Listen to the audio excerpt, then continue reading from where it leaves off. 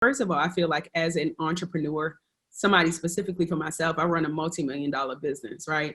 It is my responsibility as a business owner who serves thousands of people every single day to pour back into that community, right? So again, I'm not a politician, but I know that I can use my platform and my resources to tackle a lot of the issues that we deal with, right? So that's education access, that's the gun violence, that's police reform, that's livable wages, things like that, providing opportunities for people. I know I can't change the world, but I know with my resources, my relationships, and my platform, I can send messages out that will require people to think and require people to make change. I went on tour for Slutty Vegan. We went on a 17-city tour. And while we were on tour, I realized that there were so many people that were standing in line. I'm talking about, like, you know how people stand in line like they're getting sneakers?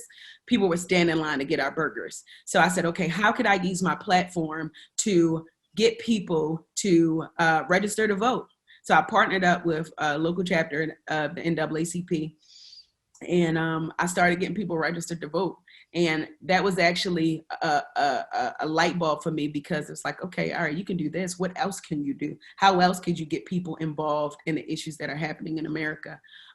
So I reached out to Impossible with this crazy idea to do something called Zoom to the polls at first, right? To just get people excited about going to the polls. And then we also looped in Jermaine Dupri, and that's when VoteNik was born. And VoteNik was born really to not get the people who are already voting, who know about voting, but to get the people who aren't interested in voting, who don't want to vote because they feel like change is never going to happen, to get those people excited about voting, whether you're voting blue or you're voting red, as long as you're going to the polls and exercising your right to vote, especially because this was not a right that was given to all Americans once upon a time, right? It wasn't until the 1920s when women got the right to vote, and in 1965 when we all could vote, right? So this is our divine right to be able to exercise our right to vote and make a change in our communities based on going to the polls and deciding on how you want to see your communities run and led. So having those conversations are necessary, and we wanted to be able to have those digital conversations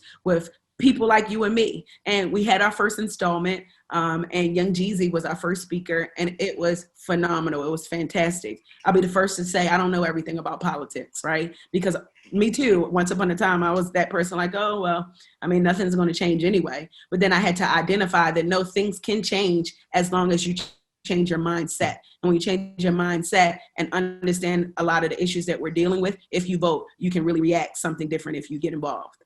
Speaking of voting, what is kind of next for, I mean, obviously for this newest initiative, what's next for the Zoom to the polls or VoteNik? Are you guys doing any other upcoming events? So we have 5 more. The next one is Tuesday. It's every Tuesday until that big old day.